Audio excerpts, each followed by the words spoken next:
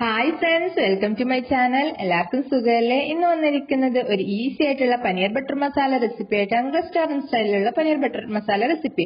അപ്പൊ നമുക്ക് റെസിപ്പിയിലേക്ക് കിടക്കാം. അതിനായി ഞാൻ ഇവിടെ എടുത്തിട്ടുള്ളത് ഒരു മീഡിയം സൈസ് തക്കാളി എടുത്തിട്ടുണ്ട്, 2 വറ്റൽമുളക്, 2 ഏലക്ക, ഒരു ചെറിയ കറുവാപ്പട്ട പീസ്, കുറച്ച് കാഷ്യൂ എടുത്തിട്ടുണ്ട്, ഒരു 3 അല്ലിയോളം വെളുത്തുള്ളിയും, ഒരു ചെറിയ പീസ് ഇഞ്ചിയും, ഒരു പച്ചമുളകും കൂടി എടുത്തിട്ടുണ്ട്. പിന്നെ എടുത്തിട്ടുള്ളത് ആവശ്യത്തിനുള്ള പനീർ ക്യൂബ്സ് ആണ്. ഞാനിവിടെ ഒരു 50 ഗ്രാമോളം എടുത്തിട്ടുണ്ട്. പിന്നെ ഫ്രഷ് ക്രീമും ബട്ടറും കൂടി എടുത്തിട്ടുണ്ട്. അപ്പൊ നമുക്കിത് ഉണ്ടാക്കാൻ വേണ്ടി ആദ്യം തന്നെ ഒരു പാന് സ്റ്റൗവിൽ വെച്ച് ചൂടാക്കാൻ വെക്കാം. അതിനുശേഷം നമുക്ക് 1 ടേബിൾ സ്പൂണോളം ഓയിൽ ആഡ് ചെയ്ത് കൊടുക്കാം. ഓയിൽ ഒന്ന് ചൂടായി വരുമ്പോൾ നമ്മൾ നേരത്തെ മുറിച്ച് വെച്ച എല്ലാ ഇൻഗ്രീഡിയൻസും ഇതിലേക്ക് ആഡ് ചെയ്യാം. കാഷ്യൂ, ജിഞ്ചർ, ഗാർലിക്, വറ്റൽമുളക്, കറുവപ്പട്ട, ഏലക്ക, തക്കാളി എല്ലാം ആഡ് ചെയ്യാം. പച്ചമുളക് മാത്രം നമുക്ക് അവിടെ മാറ്റി വെക്കാം. എന്നിട്ട് ഇതൊന്ന് നന്നായി ഒന്ന് വഴറ്റി കൊടുത്തതിന് ശേഷം ഒന്ന് വെന്ത് ആവുന്നത് വരെ ഒരു 2 മിനിറ്റ് അടച്ച് വേവിക്കാം. ഇത് ഒരു 2 ആൾക്ക് സെർവ് ചെയ്യാനുള്ള ക്വാണ്ടിറ്റിയുള്ള പനീർ ബട്ടർ മസാലയാണ് ഞാനിവിടെ തയ്യാറാക്കുന്നത്. അപ്പോൾ നിങ്ങൾക്ക് കൂടുതലായിട്ട് വേണമെന്നുണ്ടെങ്കിൽ അതിൻ്റെ അളവിനനുസരിച്ച് എല്ലാ ഇൻഗ്രീഡിയൻസിൻ്റെയും അളവ് കൂട്ടാം കേട്ടോ. അപ്പോൾ ഇവിടെ ഞാൻ പച്ചമുളക് മാത്രം മാറ്റി വെച്ചിട്ടുണ്ട്. ബാക്കിയെല്ലാം ഒന്ന് വഴറ്റി കൊടുക്കുന്നുണ്ട്. അതിനുശേഷം ഒരു 2 മിനിറ്റ് നമുക്കിതൊന്ന് അടച്ച് വേവിക്കാം. അപ്പോഴത്തേക്ക് തന്നെ നല്ലൊന്ന് വെന്ത് വരും. പിന്നെ അധികം വേവണമെന്നൊന്നും ഇല്ല. അതുപോലെ തക്കാളിയൊക്കെ മുറിക്കുന്ന സമയത്ത് അധികം ചെറുതായി മുറിക്കണമെന്നൊന്നും ഇല്ല. ഇത് നമ്മൾ മിക്സിയിൽ അടിച്ചെടുക്കുന്നതാണ്. ഇതിന് ആവശ്യത്തിന് ഉപ്പും കൂടി നമുക്ക് ഈ ടൈമിൽ ചേർത്ത് കൊടുക്കാം. എന്നിട്ട് ഇതൊന്ന് അടച്ച് ഒരു 2 മിനിറ്റ് വേവിക്കാം. ഞാനിപ്പോൾ ഇത് അടച്ച് വേവിക്കുവാണ്. പെട്ടെന്ന് തന്നെ വെന്ത് കിട്ടും. തക്കാളിയൊക്കെ നല്ല പഴുത്തതാണെങ്കിൽ കുറച്ചുകൂടി ടേസ്റ്റ് ഉണ്ടാകും കേട്ടോ. അപ്പോൾ ഇതൊരു 2 മിനിറ്റിന് ശേഷത്തിന് നല്ലോണം ഒന്ന് വെന്ത് ആവിയൊക്കെ പുറത്ത് വരുന്ന കാണുന്നുണ്ട്. അത് നല്ല വെന്ത് ഒടുങ്ങിയിട്ടുണ്ട്. അപ്പോൾ നമുക്ക് ഇതൊന്ന് നന്നായി ഇളക്കി കൊടുത്തതിന് ശേഷം വെന്തോന്ന് നോക്കിയതിന് ശേഷം നമുക്കിത് ഓഫ് ചെയ്യാം. എന്നിട്ട് ഇതിൻ്റെ ചൂടൊന്ന് മാറാൻ വേണ്ടിയിട്ട് നമുക്ക് മാറ്റി വെക്കാം.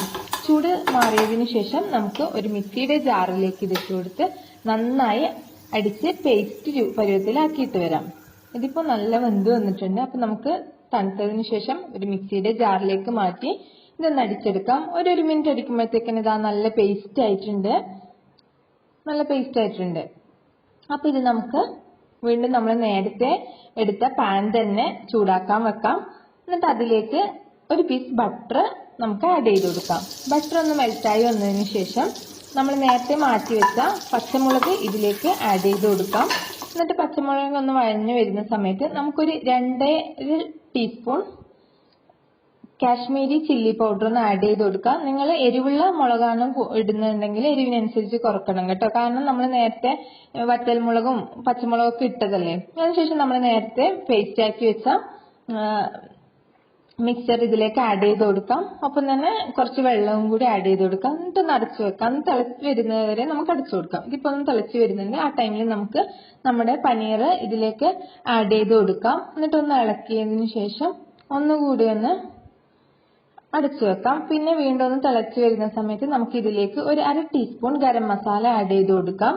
പിന്നെ ഒരു 2 ടീസ്പൂൺ പഞ്ചസാര കൂടി ആഡ് ചെയ്ത് കൊടുക്കാം. നമ്മൾ റെസ്റ്റോറൻറ്റിനൊക്കെ കഴിക്കുന്ന സമയത്ത് ചെറിയൊരു മധുരം കൂടി ഉണ്ടാവാറില്ലേ, അതിന് വേണ്ടിയിട്ടാണ് പഞ്ചസാര ആഡ് ചെയ്ത് കൊടുക്കുന്നത്.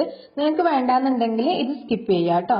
എന്നിട്ട് ഒരു 2 മിനിറ്റ് കൂടി ഇതൊന്ന് അടച്ചു വെച്ച് കൊടുക്കാം. അപ്പോഴത്തേക്ക് നന്നായി തിളച്ച് പനീറൊക്കെ വെന്ത് നല്ല കുറുകി വരും. ഇതായിപ്പോൾ നമ്മുടെ പനീറൊക്കെ വെന്ത് നന്നായി വെന്ത് വന്നിട്ടുണ്ട്.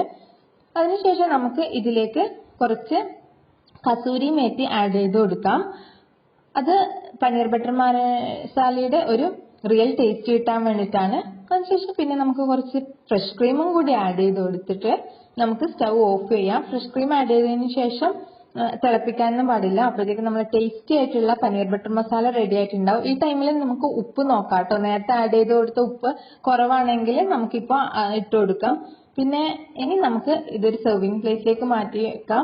എളുപ്പത്തിൽ ഉണ്ടാക്കാൻ പറ്റുന്ന റെസിപ്പിയാണ്, ടേസ്റ്റിയാണ്. കുട്ടികൾക്കും വലിയവർക്കും എല്ലാവർക്കും ഇഷ്ടപ്പെടും. ബട്ടർ നാനിന്റെ കൂടെയോ റൈസിന്റെ കൂടെ ആണെങ്കിലും പിന്നെ ചപ്പാത്തിന്റെ കൂടെയൊക്കെ എല്ലാവർക്കും നല്ല ടേസ്റ്റി ആയിട്ട് ഉണ്ടാക്കാൻ പറ്റുന്ന റെസിപ്പിയാണ്. അതിനുശേഷം ഞാൻ ഇതിലേക്ക് കുറച്ച് ഫ്രഷ് ക്രീമും കൂടി ആഡ് ചെയ്ത് കൊടുക്കുകയാണ് ഡെക്കറേഷന് വേണ്ടിയിട്ട്. നമ്മൾ 1 പോട്ട് റെസിപ്പി കൂടിയാണ് ഇത്. ഒരു പാത്രത്തിൽ തന്നെ ഉണ്ടാക്കിയാൽ മതിയല്ലോ.